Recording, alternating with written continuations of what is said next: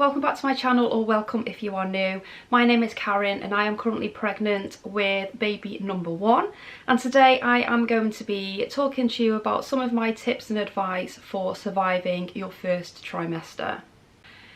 Now, I am currently 16 weeks pregnant, so I thought this would be a good time to sit down and sort of reflect back on those first 12-13 weeks of my pregnancy and think back to some of the things that helped me when I wasn't feeling too good with some of those awful symptoms that we can get during those first few months of pregnancy.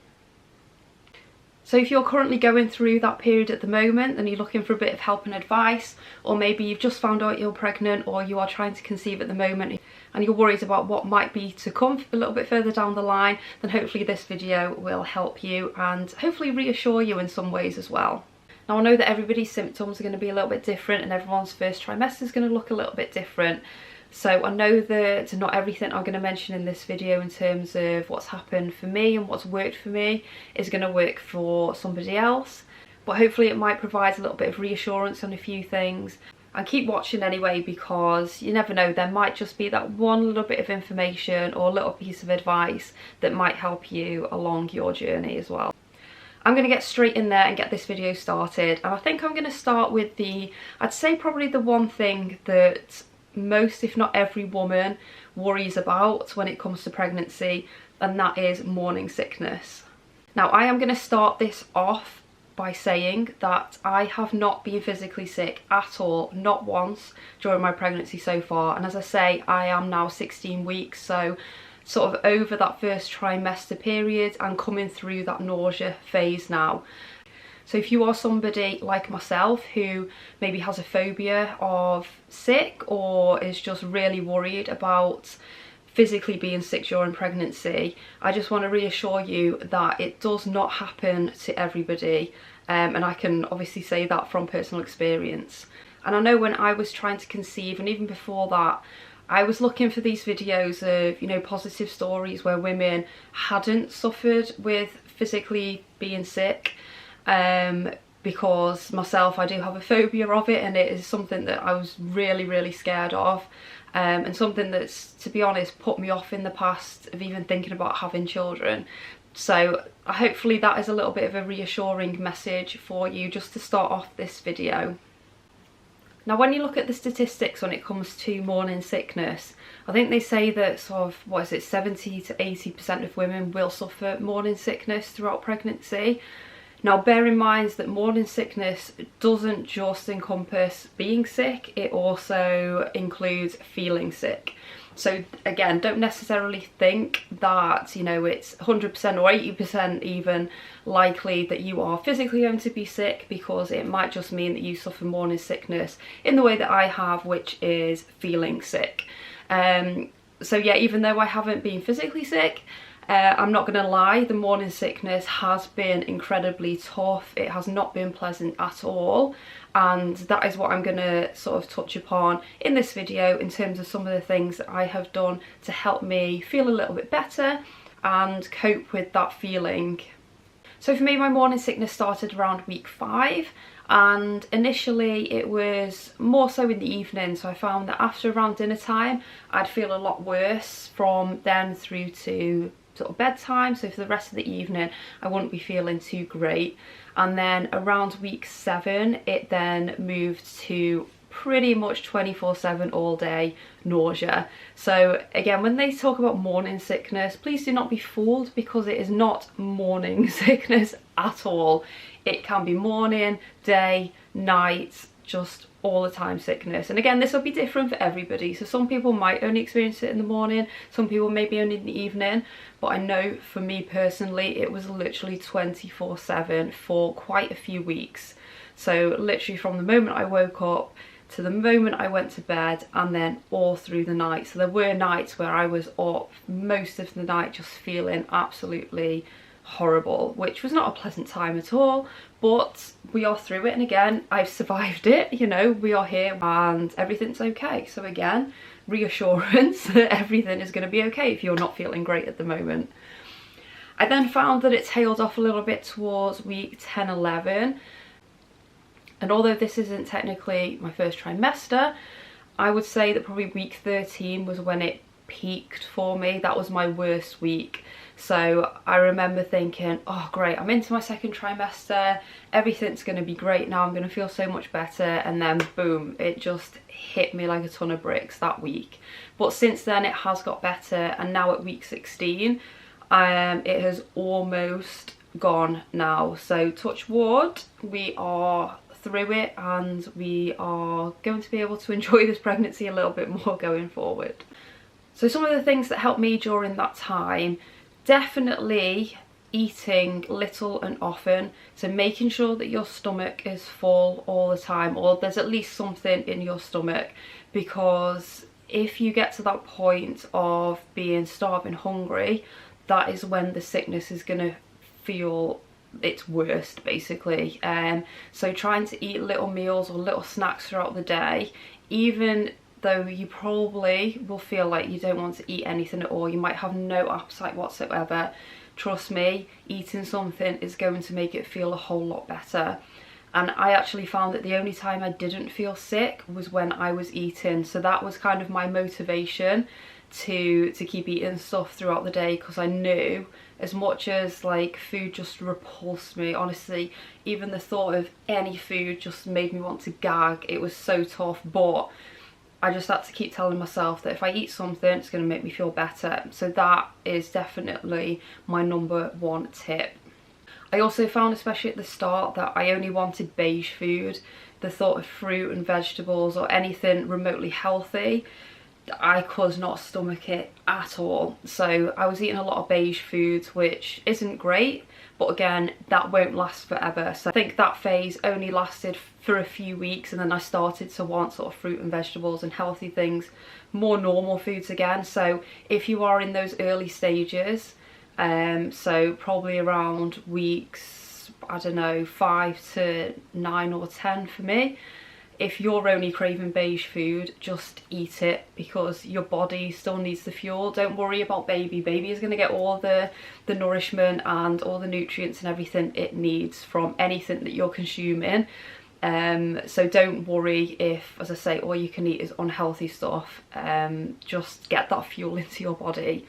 So another thing that I made sure to do was to make sure that we always had beige food and snacks in the house. There was always something to grab if I needed it or when I needed it. So again, making sure that I was eating all the time. And you do get to these points where you just need to eat, and it's like, right, I need to eat in the next 10 seconds or I'm going to be sick, or, you know, the world's gonna end, you know, pregnancy hormones and everything. So making sure there's always things, easy things to sort of just grab, even if it's just a packet of crisps or something you can stick in the microwave and it's done in like a couple of minutes. Making sure you've got plenty of those handy in the kitchen or in the house. Some of the things that I was eating in the early stages was just like oven chips or fries, just plain on their own, plain foods, again just beige, plain pasta. I went through a bit of a phase of wanting super noodles, which again super unhealthy, but it's all I wanted to eat. Pot noodles, the occasional McDonald's as well. It's like that's all I wanted to eat. It was a Mackie, so that's what I had. What else was there? Salt and vinegar crisps, I think, for a while. Now I haven't had any like major cravings or anything weird, but yeah, just trying to think back.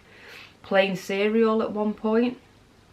Yeah, so just making sure I had all these things in the house. And then later on, a couple of the things that I've been craving, apples and melon, so like fruit refreshing things, so making sure there's always those in the house, so there's always something to just grab when it gets to that point of just needing to eat. The other things that really helped me was nibbling on dry crackers.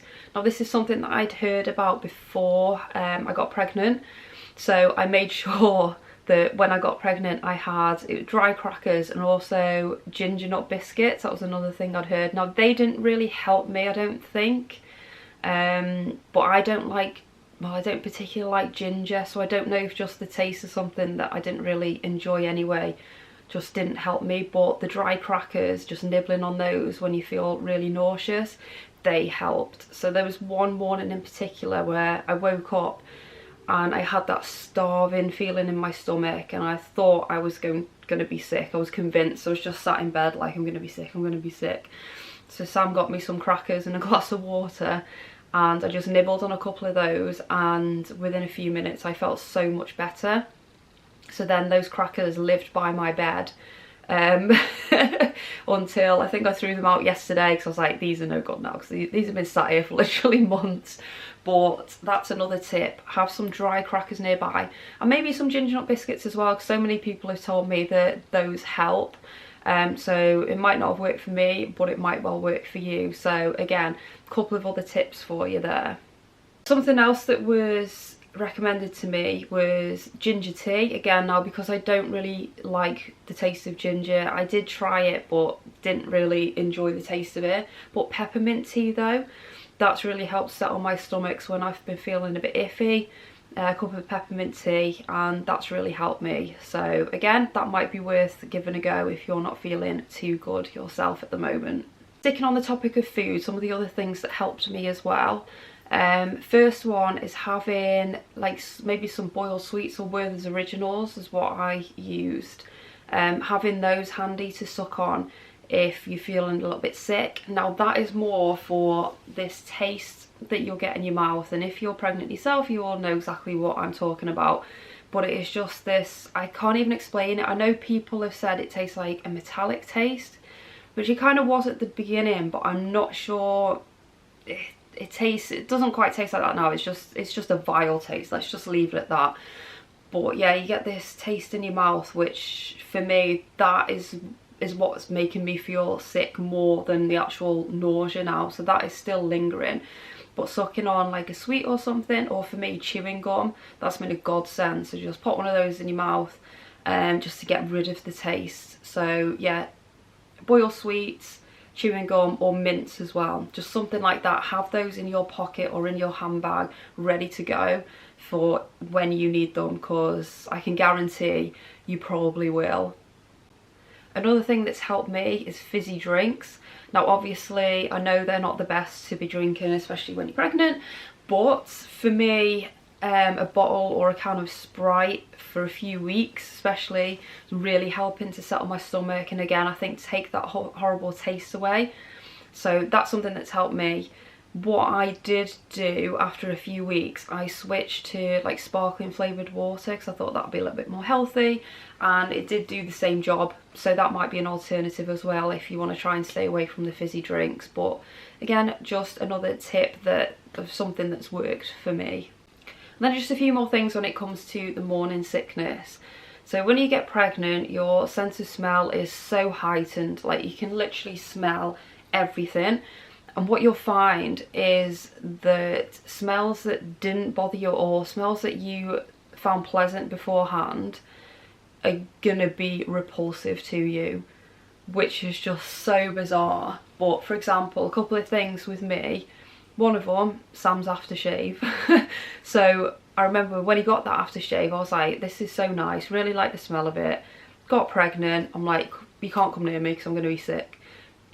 I don't know if it was just because it's a strong smell or what, but honestly, even like the slightest whiff of it, and I'm like, no. So bizarre. But yeah, you'll find that. Another thing, I had a reed diffuser in the living room, which again, obviously I wouldn't have put there if I didn't like the smell of it. Get pregnant, worst smell in the world. I had to move it. I think I tried to have it in there for a few weeks, but every time I walked into the room I just wanted to gag, so eventually it had to get moved. So to help you, again, my tip from this, if there are any unpleasant smells or any things that are triggering that morning sickness, just get rid of them. If it's your boyfriend's aftershave, just get rid of it, you know. Don't care about you right now. Let's just put me first, right? No, but in all honesty, like, you might find that it's perfectly normal, but if you can, just eliminate those smells. That, again, that won't last forever, so hopefully after a few weeks you'll be able to bring them back. Again, that has got better for me, so I wouldn't say it's quite triggering the morning sickness now. It's still not as pleasant as it was before, but it's definitely not as bad as it had been for those few weeks. Also, when it comes to things like cooking, you might find that the smells of certain foods really trigger the sickness.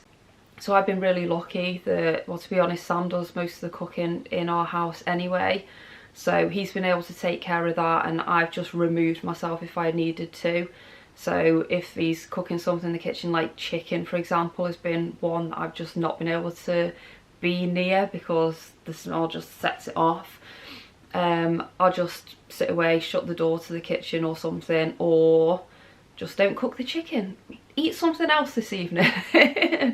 So yeah, it's just finding ways to manage things like that. So if you can't cope with the smell of cooking a certain food, either if you've got a willing partner, ask them to do it, or just find alternatives. So sticking with the beige food seems to help because, you know, doesn't smell that bad, does it, when it's just in the microwave? So yeah, more of a word of warning than anything else really. So you might find that certain smells of foods will trigger the sickness or the nausea, so you know, you might have to find ways to manage that. Now the next thing that I'm going to mention is kind of linked to the morning sickness thing, but just with pregnancy and your first trimester in general, is taking naps when you need them. So listen to your body. Your body during those first few months in particular is doing so much. Now I never quite realised how exhausting this was all going to be, because pregnancy exhaustion literally is just like no other. I like to think of myself as being quite self-sufficient, and I like to get things done. I like to keep busy. I hate just sitting on the sofa doing nothing. Like, I am not good at resting and at relaxing, but honestly I have had no option other than to have some days where I've literally not moved because I've not had the energy to. It is mad how much it takes it out of you. So honestly, just listen to your body. And that's something else that I've had to learn to do, because previous to being pregnant, if I was feeling a bit run down, I wasn't very well, I was tired, like I'd just keep going. Like, I could not stop. I would always go to work, I'd keep pushing through. It's like, it's fine, it's fine. I've not been able to do any of that. Like, I have had to have days off because I just haven't had the energy to get up. I have cried because I've been so exhausted. It has been so tough. So honestly, big tip from me, just listen to your body. If your body is telling you that you need to nap or you need to rest, just do it. Like, give yourself this, honestly. And also what I found is that when I've been tired, my morning sickness has been worse. So again, it's always been worse later on in the day, into the evenings, again when my body is more tired, and I'm sure there is a link there. So if I'm getting enough rest and I am taking the naps and doing what my body's telling me, generally, like, I am feeling better overall as well. So definitely, big tip, take the naps. Take all the naps you can, especially while you've still got a chance, because once baby gets here, we ain't going to be sleeping, are we? Let's be honest. So if I can take the naps now, I'm going to be taking them, and I suggest you take my lead on that as well. Now the next few things I'm going to talk about might be a little bit TMI, but hopefully this might help you, because these might be the sort of topics of discussion that you don't really want to be bringing up with other people. So watching videos like this maybe will be your sort of avenue to help if you're experiencing the same things or similar symptoms at the moment. So the first thing that I experienced earlier on into my pregnancy, this was throughout the first sort of few weeks, and that was the cramps and also trapped wind was something I struggled with. So the cramps were for me quite intense, especially was it about weeks 4, 5 and 6. So like period type cramps, but really intense, like worse I'd say than the normal period cramps that I would get. Now if you are experiencing this, please know that this is totally normal. I know it can be very scary when you're experiencing that yourself, but it's all to do with your body just changing. Everything is growing, and that happens so quickly. I remember it was about, I think it was 2 days after I found out I was pregnant, and I could literally feel my uterus growing. I could feel it stretch, and I was like, whoa, how is this happening so soon? Like, it is just mental how quickly the body starts to adapt and do what it needs to do to grow this child inside you. It's just amazing. But yeah, those cramps were quite intense, and for a few nights they would wake me up in the middle of the night and I would struggle to get back to sleep. And accompanying that, I had trapped wind, as I say, which, well, I'm assuming that's what it was. I can't think of anything else it might have been. Did some Google searches and it looked, that's what it was. Never suffered with it before in my life, which is why I was like, what the heck is this? It was so painful. Not gonna lie, it was so painful. So that mixed with the cramps, I was in agony at times. Now, these periods of it being really intense, they'd maybe last sort of 10 minutes max. So manageable time periods, but like I say, like quite tough to deal with. But what I found was, one, just moving around. So once I felt them come in, I'd just walk around the house and that would help to ease them off. So if I was sat still for quite a while, that's when they'd sort of come. And then I'd just get up, have a walk around, have a wander, and then within sort of 10 minutes they would ease off. And the other thing was, I found lying with my legs straight definitely helped as well. So especially at night, I'd go to sleep and, like, normally I like to curl up in a little ball, but I was sort of making myself go to sleep with my legs out straight, because I found that then helped to ease it throughout the night, because the nights could get quite bad. Like, I'd be waking up numerous times in pain and having to go and walk around the house. It was just, it wasn't very convenient, let's be honest. But those are the two things that did really help me. Now, I'm not going to say it's going to eliminate it completely, but it will definitely help to reduce the amount of pain that you're in, and also the amount of time that pain's going to be there for. And then the next one, again, a little bit TMI, but constipation. Now, I've read that constipation can be quite a common thing throughout pregnancy, and I think it gets worse again into the 3rd trimester, so looking forward to that. Now, I only had was it 2 or 3 days where it was bad for me, and to be honest, I've not suffered with it since, to be honest. Again, touch wood. But I think what caused it for me was stopping caffeine. So when I first found out I was pregnant, I decided to go completely decaf or cut out caffeine completely. So it was either a decaf coffee or tea or nothing. And it was around that time then that the constipation started. And then I started to put 2 and 2 together, and I thought, maybe that's it. So I had a coffee, and guess what? All was resolved. So since then, I've gone back to having like 1 caffeinated drink a day. So only like 1 tea or 1 coffee. And I'm assuming, as I say, that the two are linked, because I haven't had any problems since. So if that is something that you're struggling with and you've taken caffeine out of your diet, maybe if you're comfortable to introduce a little bit back in, or just make sure you're getting loads of fibre into your diet and you're drinking plenty of water, which I know can be difficult, especially if you're suffering with morning sickness, but that is going to help you so much. Well, that's everything that I had notes written down for, so I'm just going to think off the top of my head if there's anything else that I can talk about. So any of the other things that I've done.